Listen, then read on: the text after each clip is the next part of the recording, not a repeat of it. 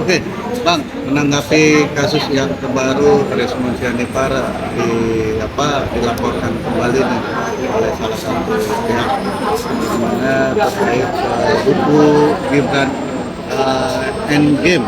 Ya, sebenarnya gini ya, saya semenjak perkara terkait jasa palsu ini, saya sudah lama sering dihubungi oleh teman-teman media itu diminta wawancara. Saya sebenarnya tidak begitu tertarik ya.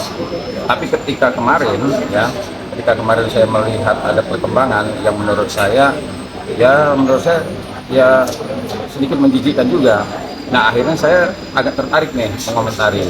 Nah, sekarang kalau saya ditanya bagaimana tanggapan saya terkait dengan adanya laporan terhadap Ismon gitu kan. Kalau menurut saya ini sudah sangat tepat. Sudah sangat tepat. Kenapa? Bayangkan ya, saya kalau melihat awal-awalnya yang katanya doktor, kalau kata saya mau menirukan apa yang diucapkan oleh Mas Roy, doktor. Nah, jadi dulu bersemangat kan, begitu semangatnya berkobarnya dia mengatakan ya, bahwa Jokowi ABC di macam-macam. Terakhir ya, apa yang diucapkannya itu katanya kalau saya minta maaf begitu hinanya gini tuh, waduh macam-macam kalimat yang dikeluarkan. Tiba-tiba dalam perjalanan itu berubah total.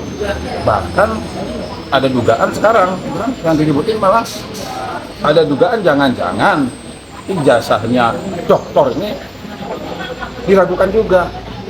Apalagi dia mengatakan penelitiannya ya, kalau Mas Roy bilang gini, kalau peneliti itu salah ya itu wajar lah ya. Tapi kalau seandainya peneliti, kalau menurut saya kalau peneliti ketika dia meneliti sesuatu dan dia sengaja, umpamanya dia sudah tahu nih ada hal yang harus diungkap tapi tidak diungkap, atau harusnya tidak diungkap dia diungkap, kalau menurut saya itu bukan kesalahan, itu kejahatan. Makanya kalau ada orang yang melaporkan orang seperti ini, menurut saya sudah sangat tepat ya, sudah sangat tepat. Karena apa? Saya ini pengacara, sering berhadapan dengan orang, tapi tidak begitu bersemangat saya menghajar orang. Ya, ini luar biasa semangatnya menghajar orang dalam perjalanan melempem seperti kerupuk kena air. Dan yang lucunya lagi, berbalik menyerang orang yang tadi saya kubu sama dia. Ya, kalau saya melihat benar, memang udah pantas. Dan bukan itu saja, saya berharap ya atas ucapan dan tindakan orang-orang seperti ini, ya kalau menurut saya nanti suatu saat dia, harapan saya orangnya masuk penjara gitu. Berarti Abang sejalan dengan apa yang dikatakan oleh Roy Suryo ya? Iya, saya ibaratnya itu gini ya. Saya pernah membuat satu video. Saya bilang gini, kalau umpamanya yang dokter ini berani mengatakan, oh ini jangan-jangan palsu, ini begini. Nah, kalau menurut saya boleh jadi orang ini begitu ngototnya, begitu yakinnya mengatakan ijazah orang ini palsu. Kenapa? Kalau seandainya dia pernah bikin ijazah palsu, dia ngerti dong. Ya benar nggak? Wah ini jangan palsu ini, yakin ini, dia neliti segala macam. Ya kalau dia berani mengatakan dan tegas ijazah ini palsu, jangan-jangan ijazah dia palsu juga karena pengalaman. Karena dia pengalaman membuat ijazah palsu, nah, kan? Sekarang lain lagi omongannya. Nah kalau Mas Roy Suryo ya, dia dengan tegas meneliti wajar karena dia juga tahu. Kalau Mas Suryo itu dia tahu mana yang asli. Kalau yang dokter tahu mana yang palsu. Nah gitu. Jadi kedua orang ini menurut saya sama-sama ahli. Yang satu ahli meneliti asli, yang satu ahli meneliti palsu. Karena apa? Ijazah Mas Roy Suryo asli, dia tahu asli itu begini. Yang satu, yang dokter bisa jadi dia meneliti ijazah palsu. Kenapa? Karena dia pengalaman pakar dengan ijazah palsu. Nah itu menurut saya gitu.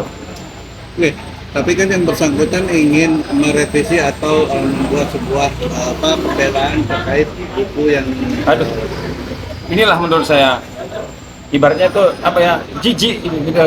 Karena apa? Semangat. Kecuali kalau saya tadi saya bilang saya ini pengacara, ketika saya berhadapan dengan orang ya slow aja bahasanya, kalimatnya, ungkapannya. Kenapa? Khawatir nanti suatu saat berubah. Ini kan enggak. Kalau saya minta maaf begitu hinanya, tiba-tiba minta maaf.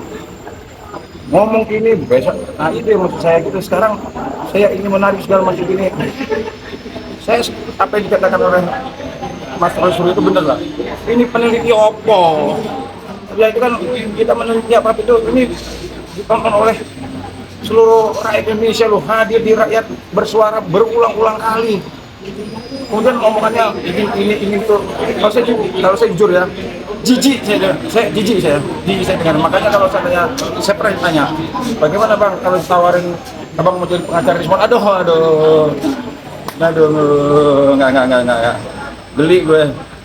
Apakah dengan karakter ini akan suatu saat berubah kembali, Bang?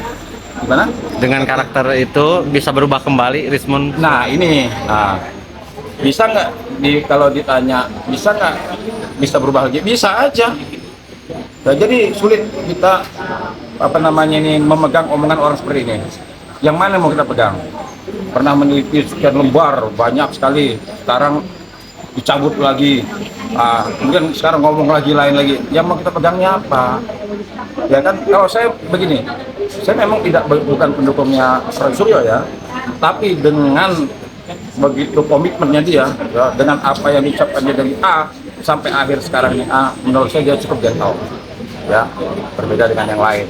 Nah sekarang kalau seandainya orang ini mau ngomong mau cabut ini, mau cabut segala macam, menurut saya udahlah, urat malunya sudah putus apa orang ini kan. Ya bayangin loh, muncul di acara TV yang penonton itu luar biasa banyak, kok berani-beraninya muncul lagi ngomong. Ya kalau saya beginilah, saya pernah dipesan sama orang tua saya begini, pesannya begini sama saya, kok katanya, kalau wajah kamu itu cakep, jangan kamu rusak dengan kelakuan kamu yang buruk. Tapi kalau wajah kamu buruk, jangan kamu tambah dengan kelakuan kamu yang buruk. Nah, itu saya gitu aja lah. Ya kan, saya kalau ini buat saya nih ya, buat saya.